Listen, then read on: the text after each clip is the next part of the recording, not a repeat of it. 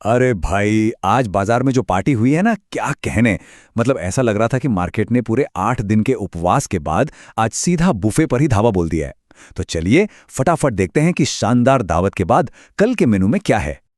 याद है ना वो 8 दिन? अरे बाप रे, ऐसा लग रहा था मानो बाजार ने संन्यास ले लिया हो। कह रहा हो, मोह माया से मेरा अब कोई नाता नहीं है। हर तरफ सिर्फ लाल ही लाल। ट्रेडर्स का तो दिल ही बैठ गया था। लेकिन पिक्चर अभी बाकी थी मेरे दोस्त।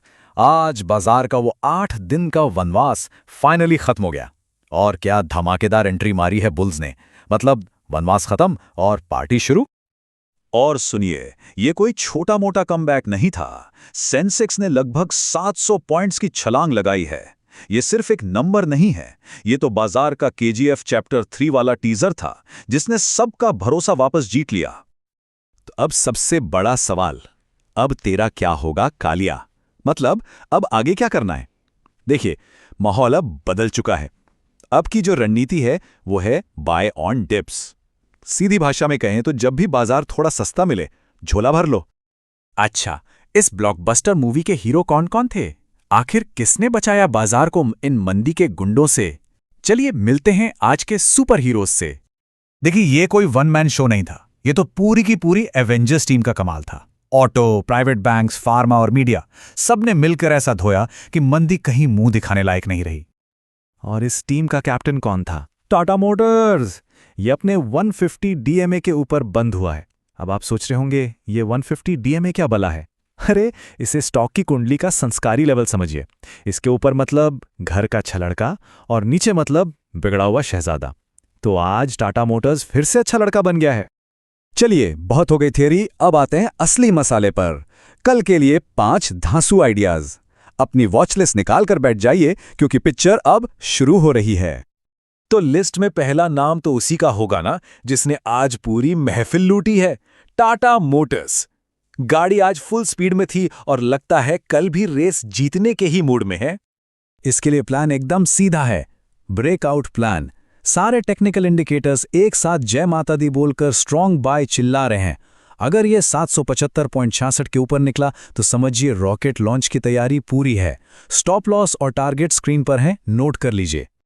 नंबर 2 पर है बैंकिंग का बाहुबली, एचडीएफसी बैंक।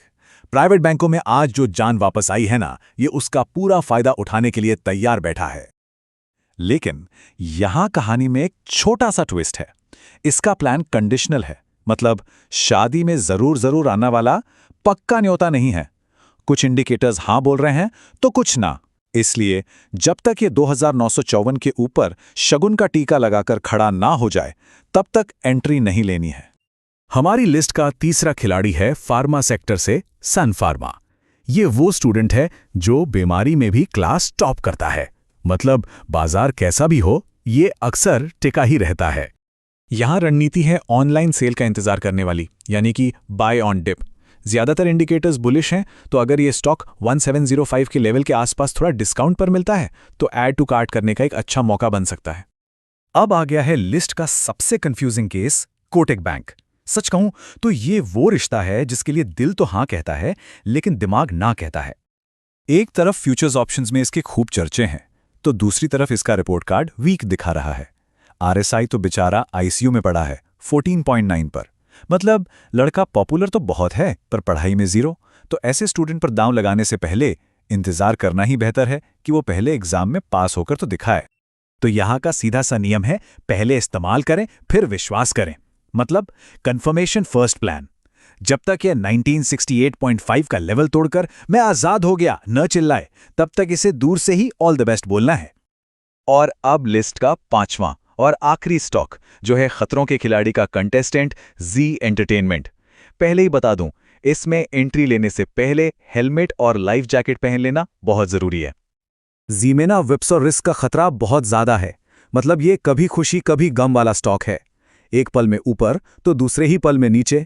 इसके इंडिकेटर्स में तो ऐसा तालमेल है जैसे बारात में सब अपना अपना गाना बजा रहे हों। तो फिर जी के लिए सबसे अच्छी रणनीति क्या है? बहुत सिंपल, 2 गज दूरी बहुत है जरूरी।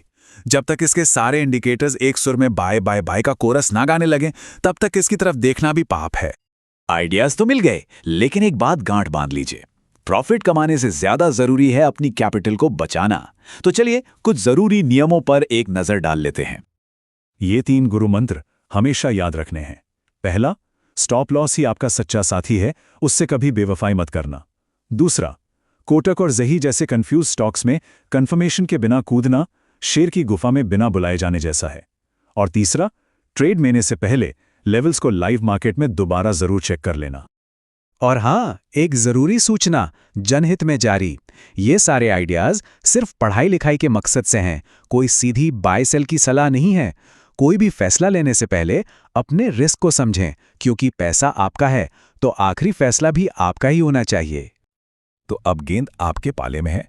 कल आप बाय ऑन डिप्स वाली धुआंधार बैटिंग करेंगे या वेट एंड वॉच करके क्रीज पर टिके रहेंगे? सोचिएगा जरूर। मिलते हैं अगली बार बाजार के नए हालचाल के साथ।